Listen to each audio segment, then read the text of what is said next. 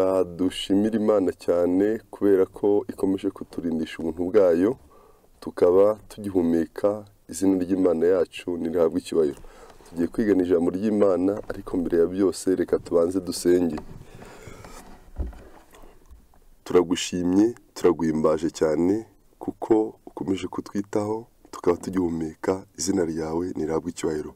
Tugiye kwiga ijambo ryawe, abari hafi na kure uhira imitima yabo n'amatwi yabo kwakira ijambo ryawe, kandi utore ibyaha byose n'ufite ibyatubonetseho, ari byo tuzi n'ibyo tutazi. Amazina yacu akomeze mu gitabo cya cy'ubugingo, ubane natwe ubwiza ibihe byose, tubisaba twizeye mu izina rya Yesu, amen. Rero uwo mugiye kuganira nitwa Tugane Yesu Rure Joseph. Tukaba tugiye kwigana insanganyamatsiko itubwira ngo uko wazana amahoro mu muryango. Iyo niyo nsanganyamatsiko tuza kwigana, itubwira ngo uko wazana amahoro mu muryango. Turasoma mu Efeso igice cya 4 cya 5. Reka turebe uyu murongo. Efeso igice cya 5 umurongo wa 22 haranditse ngo uko abagabo n'abagore bakwiriye kumererana. Bagore mugandukira abagabo banyu nk'uko mugandukira umwami wacu, kuko umugabo ari we mutwe w'umugore we, nk'uko Kristo ari umutwe w'itorero, ari ryo mubiri we, ni nawe mukiza waryo. Ariko nk'uko itorero rigandukira Kristo, aba ariko abagore bagandukira abagabo babo muri byose. 25 Bagabo mukunda abagore banyu nk'uko Kristo yakunze itorero akaryitangira ngo aryeze, amaze kuryogesha amazi n'ijambo rye, aryishyire rifite ubwiza, ridafite ikizinga cyangwa umunkanyari cyangwa ikindi kintu cyose gisa gityo, ahubwo ngo ribe ryera ridafite inenge. Uko niko abagabo bakwiriye gukunda abagore babo nk'imibiri yabo. Ukunda umugore we aba yikunda. Birumvikana. Umurongo wa 33, nuko namwe umuntu wese akunda umugore we nk'uko yikunda, kugira ngo umugore nawe abone uko yubaha umugabo we. Turukwigana insanganyamatsiko itubwira ngo uko wazana amahoro mu muryango. Dusomye ko abagore bagomba kugandukira abagabo babo, n'abagabo nabo bagakunda abagore babo nk'imibiri yabo, kuko umugore yakuwe mu rubavu rw'umugabo, niyo mpamvu akwiye kumukunda uko byagenda kose. Reka dusome mu gitabo cyitwa Intekerezo, Imico n'Ubumuntu. Intekerezo, Imico n'Ubumuntu. Ndasoma ku ipaje y'164. Reka twumve uko ijambo ry'Imana ribisobanura. 160. Reka turebe 161, maze twumve icyo ijambo ry'Imana ritubwira. Intekerezo, Imico n'Ubumuntu. Ndaza gusoma ku ipaje y'163. Haranditse ngo umufasha umukwiriye. Adamu amaze kuremwa, yazaniwe buri cyaremwe cyose imbere ye ngo akite izina. Abona ko buri kiremwa cyose cyahawe umufasha wacyo, ariko muri ibyo biremwa byose umufasha bakwiranye yari ataraboneka. Mu by'Imana yari yaremye ku isi byose, nta na kimwe cyari kimeze nk'umuntu. Maze noneho Imana iravuga iti, si byiza ko umuntu aba wenyine, reka muremere umufasha umukwiriye. Umuntu ntiyaremewe kuba mu bwigunge yagombaga kuba ikiremwa gisabana. Iyo atagira umufasha, ibyiza byari bimukikije n'imirimo ishimishije yagombaga gukorera ubusitani bwa Edeni ntibyari kubasha kumuha umunezero uzira amakemwa, ndetse n'umushyikirano we n'abamarayika ntiwashoboraga guhaza icyifuzo cye cyo kubona uwo bifatanya nka mugenzi we. Nta wasaga nawe wari uhari ngo bagaragarizanye urukundo. Imana ubwayo niyo yahaye Adamu umufasha. Yamuhaye umufasha bakwiranye, umufasha umeze nkawe, waremeye kuba mugenzi we koko, kandi washoboraga kuba umwe nawe mu rukundo no kwifatanya nawe. Eva yaremwe mu rubavu rwakuwe muri Adamu, bisobanura ko atagombaga gutegeka umugabo ngo abe umutwe w'urugo cyangwa ngo akandagirirwe munsi y'ibirenge nk'insuzugurwa, ahubwo yagombaga kumuba iruhande nk'uwo bangana, wo gukundwa no kurindwa n'umugabo we. Eva yari umwe na Adamu, igufa ryo mu magufa ye, akara ko mu mara ye, yari Adamu wundi, byerekana ubumwe bwa bugufi buri muri iyo sano. Birumvikana cyane. Ntabwo rero kuba yarabonye n'undi Eva kandi yarakuwe mu rubavu, urumva ni umubiri we, nta mpamvu yo kumukubita, nta mpamvu yo kurwana. Umugabo n'umugore ngo abantu barwane, burya ni umubiri wawe. Rero birumvikana cyane hano. Abagabo bagomba kwiga icyitegererezo cyabo kandi bagashaka kumenya isano iri hagati ya Kristo n'itorero rye, nk'uko yabwiwe itorero ryo muri Efesi icyo bisobanuye. Umugabo akwiriye kwitwara nk'umucunguzi mu rugo rwe, mbese ashobora guhagararira Imana no kuyigaragaza neza, ashakisha uko yazamura umutima w'umugore we n'uw'abana be kuri yo. Mbese azarema ahamukikije ikirere cyo gutungana n'ubugwaneza mu kwimakaza ubutware bwe. Mbese azashakisha uko yakwimika urukundo rwa Yesu nk'ihame riyobora umuryango we. Uwo ni umugabo. Rero hakurya niho bavuze ngo nongeye umugore nafashe umugabo kurinda agaciro ke anezerewe. Nongeye kwerekwa ko umugore yari afite amafuta akomeye, ntabwo akoresha imbaraga zihagije kugira ngo abe uwitegeka ubwe kandi ngo azane umunezero mu rugo rwe.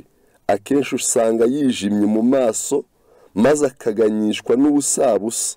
Umugabo yataha avuye mu muruho we ananiwe, maze agasakirana n'indorombi y'umugore we mu cyimbo cy'amagambo y'urukundo kandi atera akanyabugabo, kuko nawe ari umuntu, maze urukundo rwe rugahita rwikubura ku mugore we, agatakaza kwita ku rugo rwe, maze inzira y'ikijima n'umwete ukayoyoka, ntiyongere kwiyubaha ubwe, akazimiza icyubahiro Imana yashakaga kumubonaho.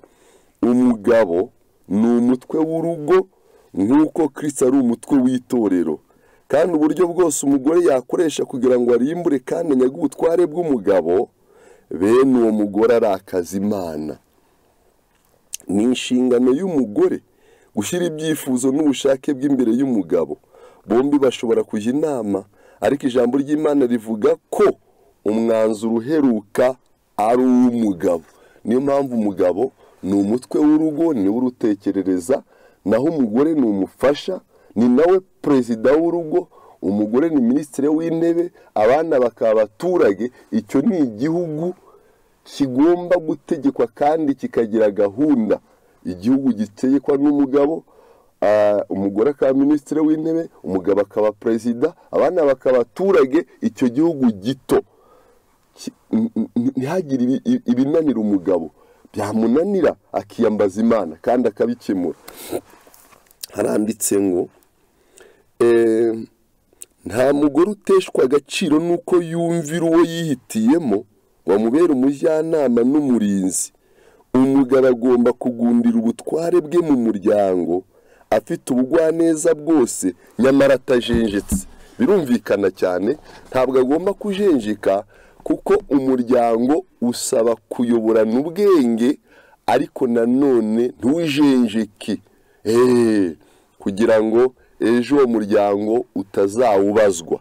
Ibyo mvuze byanditswe muri Yeremiya igice cya 13, umuryango tuzawubazwa 13 umurongo wa 20, haranditse ngo nimwubura amaso yanyu murebe abaturutse ikasi, umukumbi wari warahawe urihe, wa mukumbi wawe mwiza.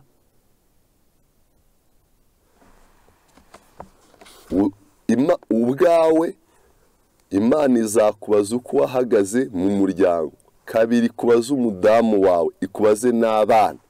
Ubwo urumva ibyo byose n'abaturanyi uko byari bimeze. Rero umuryango ugomba kurindwa, ariko mbere y'uko uko wazana amahoro mu muryango ni uko umugabo n'umugore babanza kwihana bagahinduka, abana bakabareberaho, bakaba icyitegererezo cy'abana. Naho ubundi bitabaye bityo bakaryana, umuryango wasenyuka bihereye ku mugabo n'umugore batumvikana.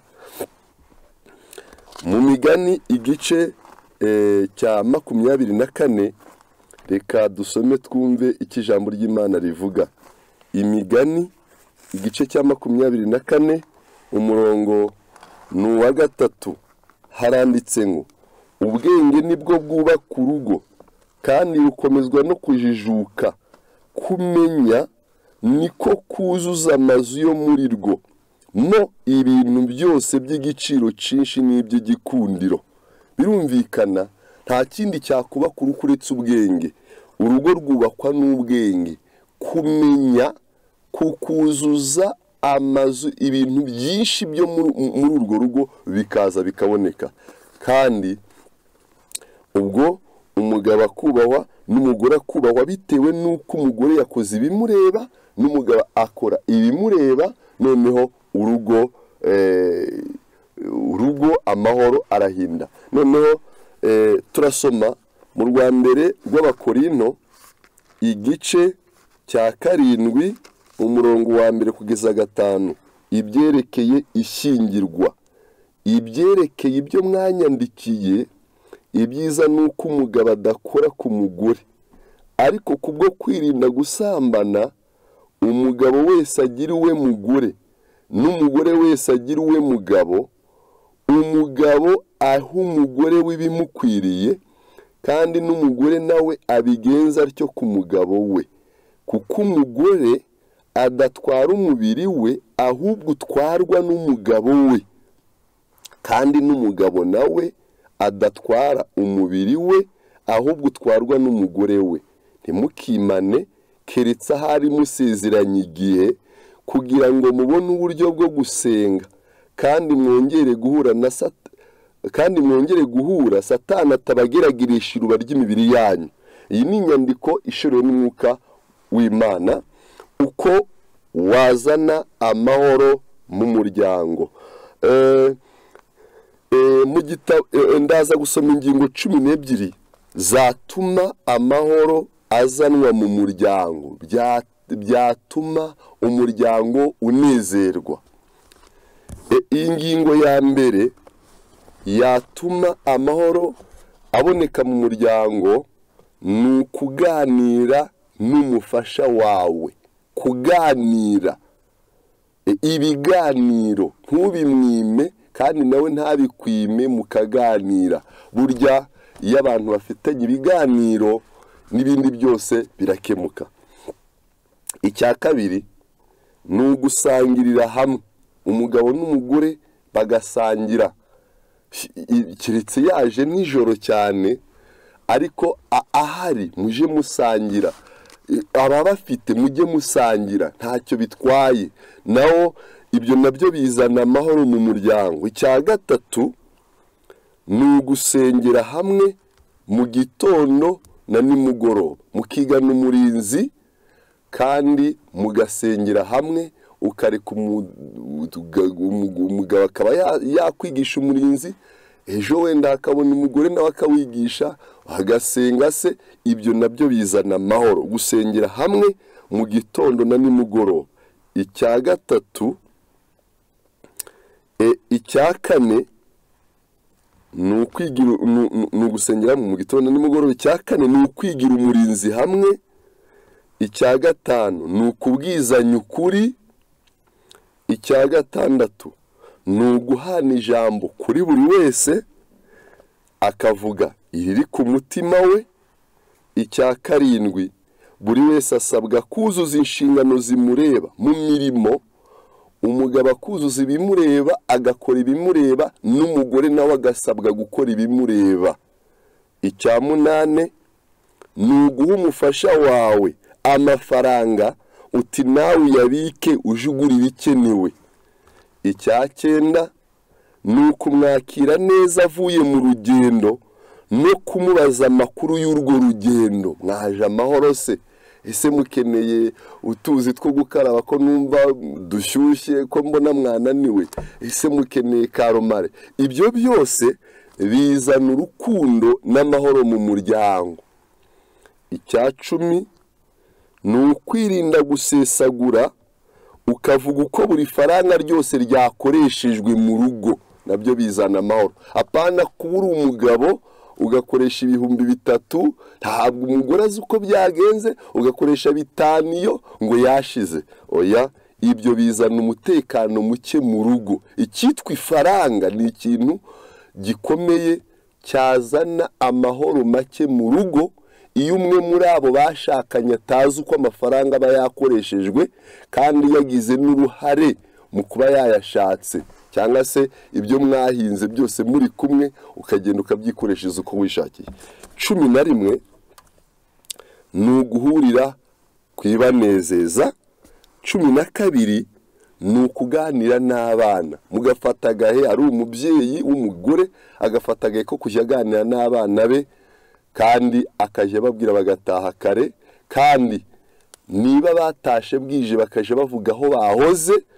Abana mukaganira nabo, mukabafasha gukora homework, devoir abarimu babahaye, mukabafasha kubakemurira ibibazo no kuganira no kubumva. Ibyo nabyo bizana, ni ibintu 12 bizana amahoro mu muryango.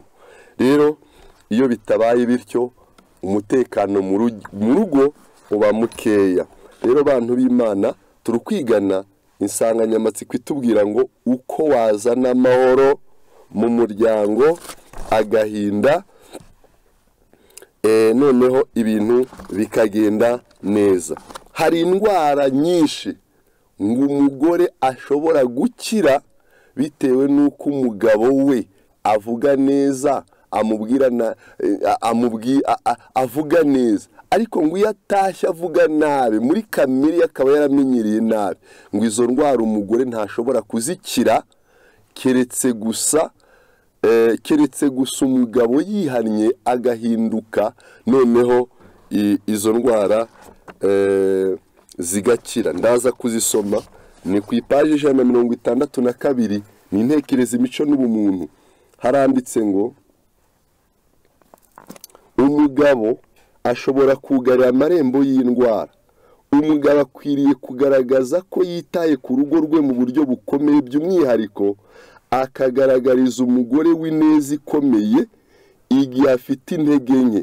Muri ubwo buryo azugarira irembo ry'indwara nyinshi, kuko amagambo meza y'urukundo kandi atera akanyabugabo ni meza cyane kuruta imiti yo mu isi y'ingenzi.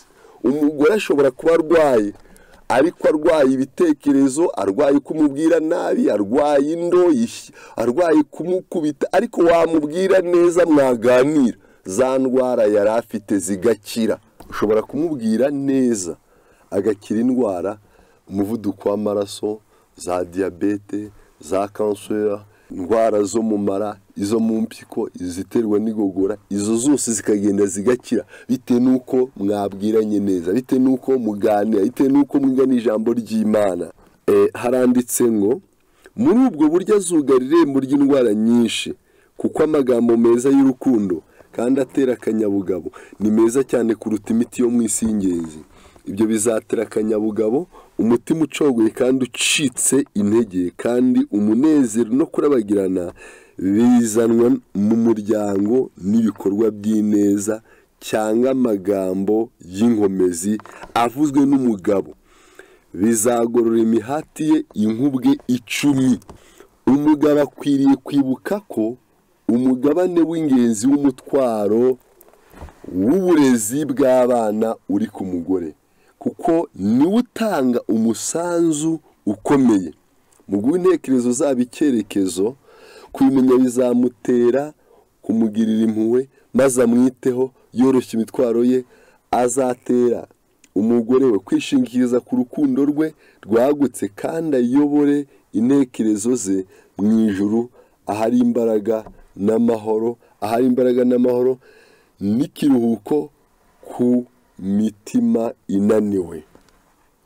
Umugabo ntagomba, mwumve mwabagabo mwe uko inyandiko ibabwira, iranditse ivuga ngo umugabo ntagomba kwinjira mu rugo rwe afite uruhanga rugaragaza amaganya, ahubwo kuhaboneka kwe kumurikira urugo, maze bitera umugore we kureba hejuru no gushyira ibyiringiro bye ku Mana. Bafatanije hamwe bashobora gusaba amasezerano y'Imana ngo ihe imigisha ikungahaye umuryango wabo, mu gihe kuba nabi, kwitotomba n'uburakari bibuza Yesu kuba mu rugo. Ndasubiramo: kuba nabi, kwitotomba n'uburakari bibuza Yesu kuba mu ngo zirimo umutekano muke, zirimo amahoro make. Nabonye ko abamarayika b'Imana bahungaga izo ngo bakava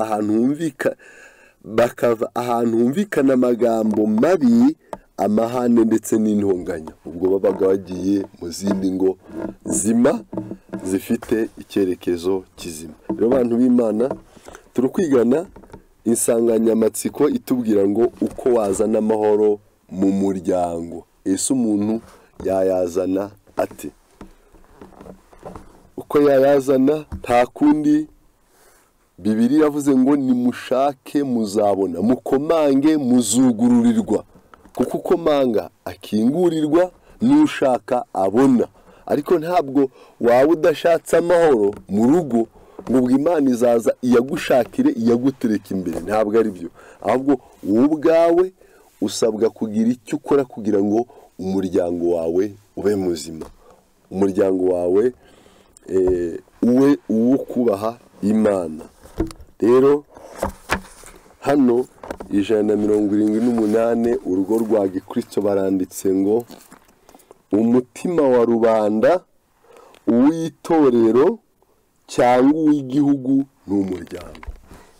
Umutima wa rubanda, uw'itorero cyangwa uw'igihugu n'umuryango. Kugubwa neza kwa rubanda, kujya mbere kw'itorero n'iterambere ry'igihugu bishingiye ku cyitegererezo cy'umuryango. Iyo umuryango wubatse neza, bituma n'abandi bakuraho icyitegererezo, ari abaturanyi, ari leta, ari abandi, bamara kureba ubwo bugira neza, bamara kureba uko mubana, bakabakuraho icyitegererezo. Izina ry'Imana yacu nirihabwe icyubahiro. Hepfo haranditse ngo umugambi w'Imana ni uko imiryango yo mu isi yaba igishushanyo cy'umuryango wo mu ijuru. Ingo za Gikristo zubatswe kandi ziyobowe hakurikijwe gahunda yo mu ijuru, ni bumwe mu buryo bukomeye mu kurema imico ya Gikristo no guteza imbere umurimo w'Imana. Rero abantu b'Imana, reka tumenye uko twazana amahoro mu muryango. Umugabo ayashake kandi ayakurikire, ayabone ayo mahoro. Umugore ayashake, ayakurikire kandi ayabone. Noneho muri urwo rugo rumeze rutyo, ngo Yesu akunda kuhatinda cyane, mu gihe hari induru, imivurungano, kwangana, gutemana. Ibyo bituma ngo abamarayika b'Imana bareka izo ngo. Rero abantu b'Imana, reka twige tumenye icyo Imana idushakaho, kwari ukugira ngo tugire imiryango myiza itarangwamo amoko, itarangwamo amatiku, ahubwo irangwamo uko niko Uwiteka avuga, nta kongera nta kugabanya. Rero imiryango yarasenyutse, ariko turashimira Imana ko n'uyu munsi hakiriho abantu b'Imana bakora ibyo gukiranuka. Izina ry'Imana yacu ntirihabwe icyubahiro. Yeremiya 13 umurongo wa 19. Reka turebe, haranditse ngo, reka dusome 20. Nimwubure amaso yanyu murebe, abaturutse ikasikasi, umukumbi wari wararagijwe urihe? Wa mukumbi wawe mwiza uzavuga iki ubwo azarwana akagusumbisha abo wagiraga inshuti, noneho bakaba ari bo bagutwara? N'ibibazo. Nugera mu ijuru, tugeze mu ijuru, ikintu uzabazwa ni wowe ubwawe. 2 ni umugore wawe, 3 ni abana, 4 ni abaturanyi, 5 ni abo ku isi. Abantu bose kuzababazwa ukavuga impamvu bamwe barimbutse. Umuryango wo mu rugo iwawe warimbutse, ntusabe n'imbabazi umugore wawe, akagenda ari unamuhemukiye, aba ari ikibazo gikomeye cyane. Rero abantu b'Imana, reka tumenye uko twazana amahoro mu muryango. Imana ibidushoboze cyane, iduhe imyiteguro ikwiriye kugira ngo buri wese agende yubaka umuryango ube muzima, noneho Yesu azatwera ikamba ry'ubugingo. Muri Zaburi 45 umurongo wa 11 haranditse ngo, umva mukobwa, utekereze, utege ugutwi, kandi wibagirwe ishyanga ryanyu n'inzu ya so. Nicyo kizatuma umwami akunda ubwiza bwawe, kuko ni wowe ari we mwami wawe nawe umuramye. Ijambo ry'Imana ahangaha ritubwira ko umukobwa atekereze neza, asinga ishyanga ryawo n'inzu ya se, naho umugabo azemera gusiga ababyeyi be nawe yubaka umuryango. Niko byumvikana. Rero abantu b'Imana, icyo turiho ni kimwe gusa, nuko ese twazana amahoro mu muryango dute? Ayo mahoro yaboneka ate? Kugira ngo duheshe Imana icyubahiro, icya mbere twabonye ni ukuganira n'umufasha wawe. Icya kabiri ni ugusangirira hamwe. Icya gatatu ni ugusengera hamwe mu muryango mu gitondo na nimugoroba. Icya kane gusengera hamwe mu gitondo na nimugoroba. Icya gatanu ni ukubwizanya ukuri. Gatandatu ni uguhana ijambo buri wese akavuga iri ku mutima. 7 buri wese asabwa kuzuza inshingano zo zimureba. 8 ni uguha umufasha wawe amafaranga uti nawe uyabika ujya aha.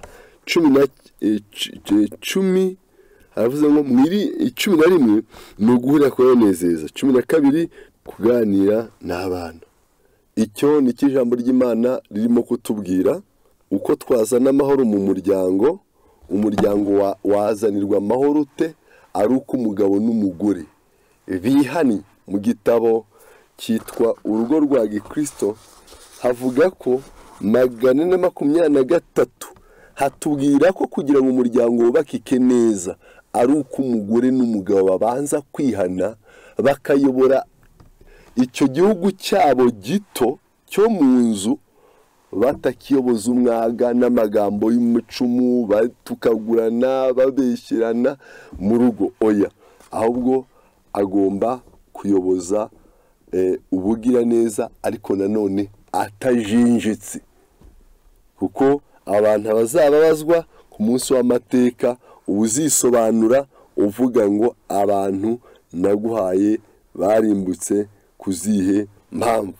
Rero ikintu turiho ni kimwe, nuko abantu turi kwigana ijambo ritubwira ngo uko wazana amahoro mu muryango.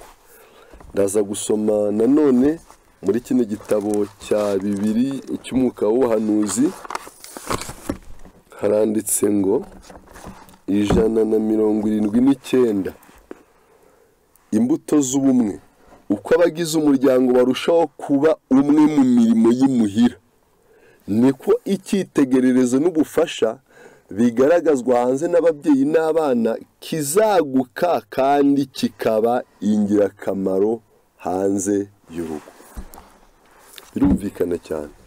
Uramutse abantu barihaniye mu rugo, hakaba y'umukobwa ushaka kugenda, iyo afite imico myiza bajya bavuga bati nta kibazo rwose, nta kibazo aragira, ahubwo yagira, ahubwo uwo mukobwa biranditse ngo iyo mirimo akorera muri urwo rugo ni nayo izatuma iyo azagira bamukunda.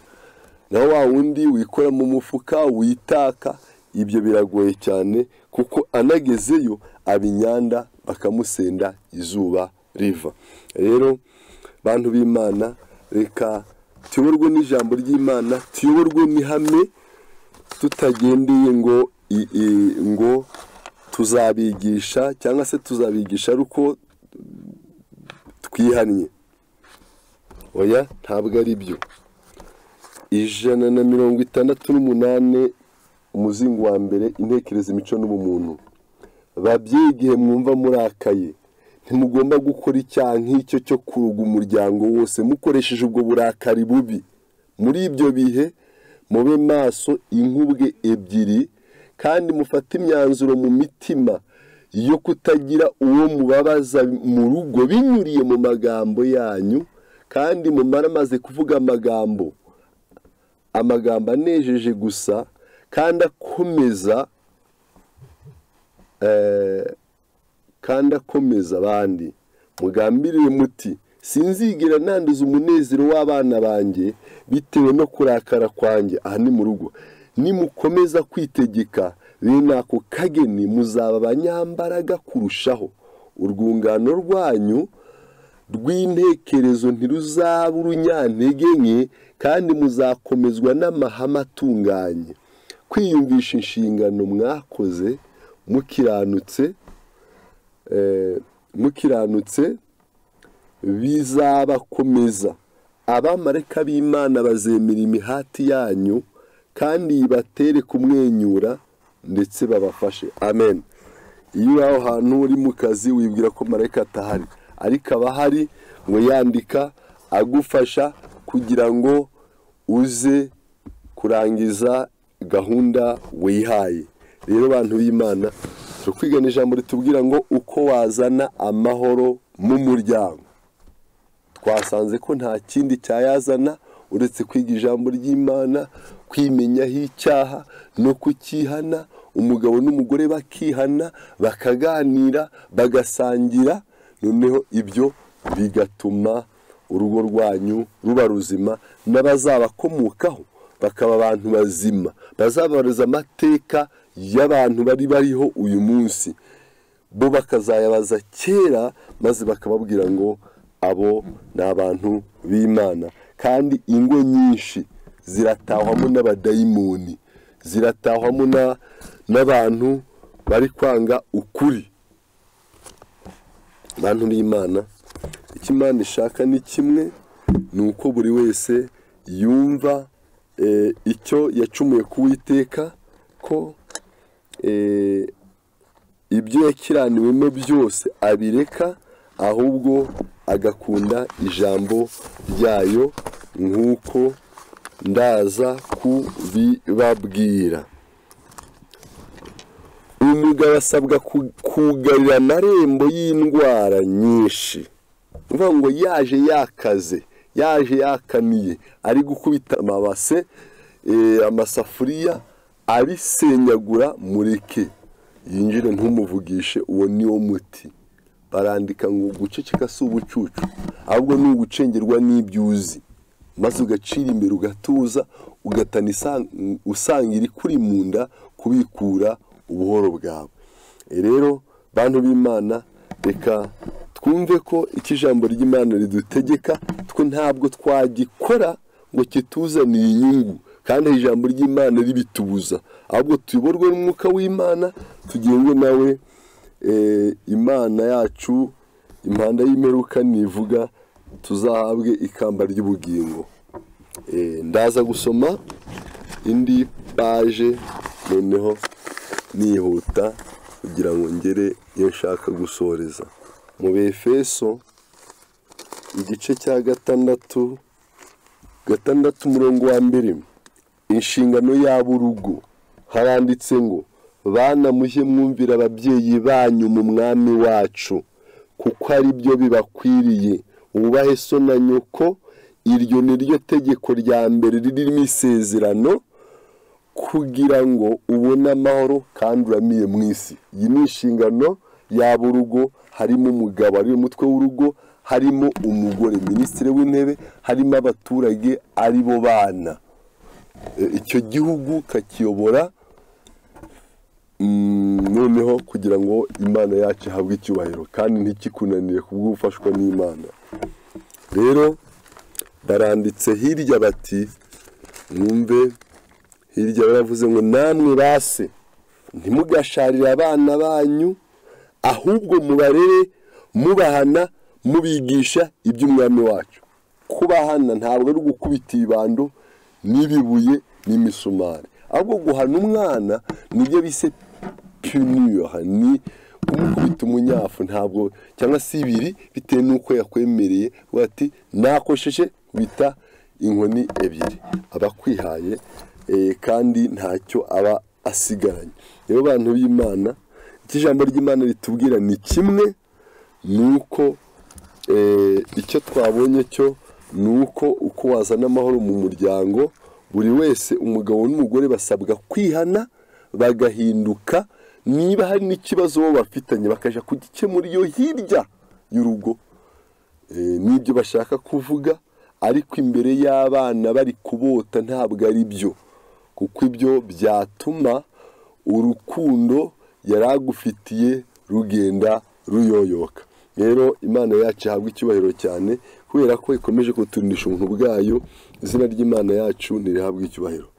Iryo jambo naryo turimo kwigana, uko wazana amahoro mu muryango. Turareba uko ijambo ry'Imana ryadutegetse. Reka turebe uko ijambo ry'Imana ridutegeka maze mwumve. 31 umurongo wa 4 ni Imigani, haranditse ngo ntibikwiriye abami Lemuweli we, abami ntibakwiriye kunywa vino cyangwa ibikomangoma, kubaririza ibisindisha aho biri, be kunywa bakibagirwa ibyategetswe, bakagoreka imanza z'abaringana, ibisindisha ubihe ugiye gupfa, na vino uyihe ufite intimba mu mutima. Iki jambo ry'Imana ridutegeka hano kandi ritubwiye ko burya ijambo ry'Imana ntibikwiriye ko abami n'uhagarariye abandi, umuyobozi w'umurenge se, umuyobozi w'akagari, umuyobozi uyobora abandi, umuganga, umusirikare, abo bose kuko basabwa byinshi no kubazwa byinshi, barasabwa kwihana, barasabwa guhinduka, kugira ngo n'abana nibabonaho icyitegererezo cyiza batarwana, nabo iyo bazagira bazahabwe umugisha n'Uwiteka. Izina ry'Imana yacu rihabwe icyubahiro. Rero iyo nsanganyamatsiko yacu ni uko itubwira ngo uko wazana amahoro mu muryango. Twayazana dute? Ni ugusenga igitondo na nimugoroba, tukiga umurinzi, hakaba umurinzi wamara kwigwa abantu bakajya mu murimo mu gitondo, nimugoroba mukagaruka mukabanza mwashimira Imana yabarinze uwo munsi wose, mukaba mugihumeka umwuka w'abazima. Izina ry'Imana yacu rihabwe icyubahiro. Rero ndaza gusoma amagambo ari muri mu gitabo hano maze mwumve. Ni 184. Turi kwigana ijambo ritubwira ngo ko wazana amahoro mu muryango.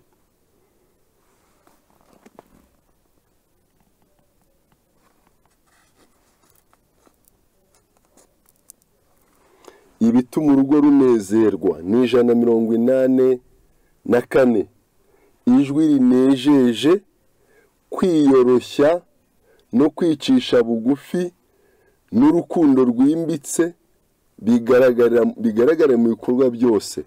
Iyo bihujwe n'akamenyero ko gukunda umurimo, kugira isuku n'ako kuzigama, bishobora guhindura ivundi ryoroheje urugo runejeje kuruta izindi, kandi abarugize bakiringira kwemerwa n'Umuremyi. Ndasubiramo. Ijwi rinejeje, kwiyoroshya no kwicisha bugufi n'urukundo rwimbitse bigaragarira mu bikorwa byose. Iyo bihujwe n'akamenyero ko gukunda umurimo, kugira isuku n'ako kuzigama, bishobora guhindura ivundi ryoroheje urugo runejeje kurusha izindi, kandi abarugize bakiringira kwemerwa n'Umuremyi. Ikinyabupfura nyakuri. Ubugwaneza nyakuri burakenewe mu muryango. Nicyo gihamya kirengera ukuri neza mu muryango. Uburyo ubwo ari bwo bwose, kugaragaza ubupfu mu magambo no mu myitwarire, ni ikimenyetso cy'umutima wanduye. Ukuri gukomotse mu ijuru ntiguhumanya ukwakiriye, kandi nikumuhindura inkaka cyangwa uhubuka. Uku ni imbaraga yoroshya kandi igatunganya. Iyo abasore bakwakiriye mu mitima yabo, kubahindura abubaha n'abafite ikinyabupfura. Ntawagira ikinyabupfura cya Gikristo kiretse gusa yiwe n'Umwuka Wera. Ntibikomoka ku kwishushanya cyangwa kugusa neza kw'inyuma, cyangwa se ngo bibe bikomotse ku kwibombarika no gusekereza, kuko nabyo ari ubwoko bw'ikinyabupfura gifitwe n'ab'isi batazi neza ikinyabupfura cya Kristo icyo ari cyo. Ikinyabupfura no kubonera nyakuri biboneshwa gusa no kumenya ubutumwa bwiza bwa Kristo mu mibereho. Urugwiro n'ikinyabupfura nyakuri bigaragarira mu bugira neza ugirira abandi bose, baba bakomeye cyangwa boroheje, baba ari abakire cyangwa ari abakene. Rero bantu b'Imana, icyo twari turi kwigana gusa ni ikitubwira ngo ko wazana amahoro mu muryango. Mu muryango se amahoro yazanwa ate? Nuko buri wese ayashaka, akayakurikira kandi akayaharanira. Nta kindi cyayazana. Umugabo n'umugore, yari umukobwa uramuzana umugira umugore, n'uwari umusore araza umugabo. Muri urwo ruziga rwanyu rwera, nta muntu ukwiriye kumenya amabanga y'urugo rwanyu, ngo umwe agenda abwira abandi uko umugabo wateye, undi agenda abwira abandi uko umugore wateye. Ibyo mwarariye byose mubivuga. Ibyo byose ntabwo byemewe. Urwo ruziga rwera byanditse mu gitabo cyitwa Urugo rwa Gikristo 164 ko ukoze iryo futi ryo kumena ibanga ry'abashakanye ari kuribwira undi, abahonyura, abayica cyane abo Yesu yapfiriye, abameze nka za mbeba indigwa mu mutego zikagenda zikayirya. Ijuru rero rihanze amaso abashira mu bikorwa ibyo basabwa n'ijambo ry'Imana. 143 haranditse ngo ingo zahunzwe n'abamarayika. Abamarayika ntibakunda kuba mu ngo zamunzwe no kutumvikana, ntabwo baba muri izo ngo kabisa. Reka abagabo n'abagore bareke guhiganamo amafuti no kwivovoterana. Nibigisha abana babo kuvuga amagambo yuje urukundo, amagambo atera ibyiringiro no guca mu maso. Mbese ntidushaka kwishyira mu ishuri ry'umuryango nk'abigishwa ba Kristo, mwinjize kwera gushizwe mu bikorwa mu muryango, maze ntimuzabura kubona ko amagambo muzavuga azazana ibyishimo. Icyo mukakimenya babyeyi, mutangirire mu muryango wanyu umurimo w'ubuntu ugomba gukorerwa mu itorero, mugira inyifato izatuma abana banyu babona ko mukorana n'abamarayika bo mu ijuru. Muje mugira ihinduka rya buri munsi, mwitegure kandi mutegurire n'abana banyu kugira ngo muzabone ubugingo buri mu bwami bwo mu ijuru. Abamarayika bazababera abafasha b'ingirakamaro. Satani azabashuka, ariko ntimukamwemerere, ntimukavuge ijambo nubwo ryaba rimwe umwanzi yakungukiramo. Rero bantu b'Imana, ndi no kugera ku musozo. Twiganaga ijambo ritubwira ngo uko wazana amahoro mu muryango amahoro agahinda, mu muryango amahoro akazamo. Tukararika Yesu ngo akaza muri izo ngo zacu. Abamarayika ngo batinda cyane ingo zirimo amahoro. Umugabo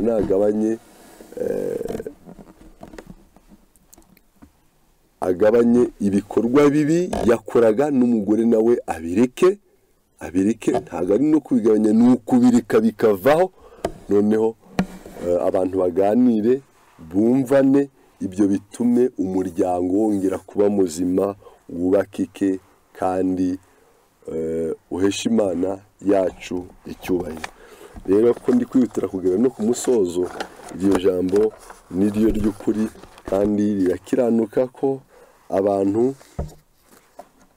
bagomba kuzabazwa ikintu cyose bakoreye imbere y'abandi bose.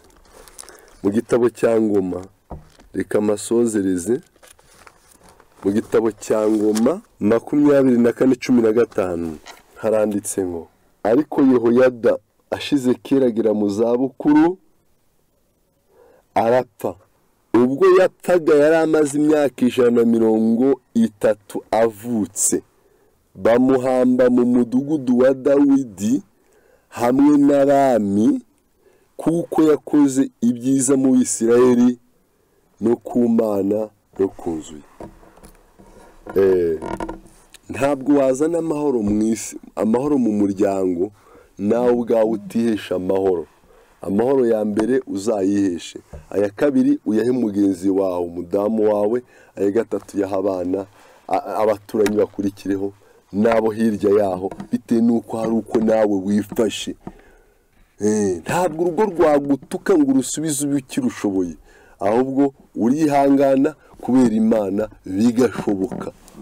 Rero bantu b'Imana, reka tubabwire ko iri jambo ko wazana amahoro mu isi, mu muryango, buri wese abiharanire, buri wese abikorere, kugira ngo umuryango niwongera kubakika, tukagira imiryango mizima ihagaze neza, Kristo azatwereka amba ry'ubugingo, kandi koko tubiharanire, Imana izabidushoboza. Isomo rya nyuma rishira umusozo ndaza kurisoma, maze mwumve icyo ijambo ry'Imana rivuga. Itangiriro 1:26 haranditse ngo kandi Imana yababwira iti dore mbahaye ibimera byose byera imbuto biri mu isi yose, n'igiti cyose gifite imbuto ziri mu tubuto twacyo, bizabe ibyo kurya byanyu, kandi inyamaswa yose yo mu isi yose niyo n'ibisiga byo mu kirere n'ikintu cyose gikuruka ku isi gifite ubugingo, mbihaye ibimera bibisi byose ngo bibe ibyo kurya byabyo. biba bityo. Imana ireba ibyo yaremye byose nk'uko byari byiza cyane. Buragora buracyabona umunsi wa gatandatu. Reka dusabe Imana yacu iduhe umwuka wo kugira uko twazana amahoro. Ndi umugabo, shaka uko nanezeza umudamu wanjye mu gukora ibyo usabwa, nawe agakora ibyo asabwa, abana bakabareberaho, bakabakuraho icyitegererezo, noneho umuryango ukongera ukaba muzima. Imana ibidushoboze. Kandi Adamu na Eva uko babanaga muri Edeni, Imana ikabaha kwita amazina y'inyamaswa zose, ikabaha kuba umwe nk'uko na Kristo ari umwe na se. Ibyo nibyo Imana yashakaga, kugira ngo umuryango wongere ubakike. Umuryango watumye Yehoyada agira imico myiza, bituma bamuhamba mu bituro by'abami kandi atari umwami. Ariko Yoramu, muzasoma mu gice cya 21 cy'igitabo cya Ngoma, muzasoma yagiye ntawamwifuzaga. Reka aho utuye nunagenda wimutse cyangwa uvuye ahandi bazagende bakuvuga ko wakoraga neza, ko wafashaga abantu, ko wazindukaga, ko wari umuntu utikubiraho utikunda n'utundi. Ibyo byose nibiturangwamo, Kristo naza azatwereka amara y'ubugingo. Nibyo nabasabiraga, nanjye ntiretse mu izina rya Yesu, amen. Dusenge. Turagushimye, turaguhimbaje Imana ikomeye kubwira ijambo tumaze kwiga, uko twazana amahoro mu muryango. Buri wese dusanze dutsinzwe, udufashe nitwongera guhaguruka neza, imiryango yacu ikongera ikaba mizima, abantu bakongera bakihana, bakaganira, bakabwizanya ukuri. Itorero ryawe rikazamuka uhereye mu rugo, tuzaguhimbaza. Udufashe iri jambo tumaze kwiga rizatwubake, rizatubere mu mbaraga, rizatugeza mu ijuru. Twizeye mu izina rya Yesu, amen.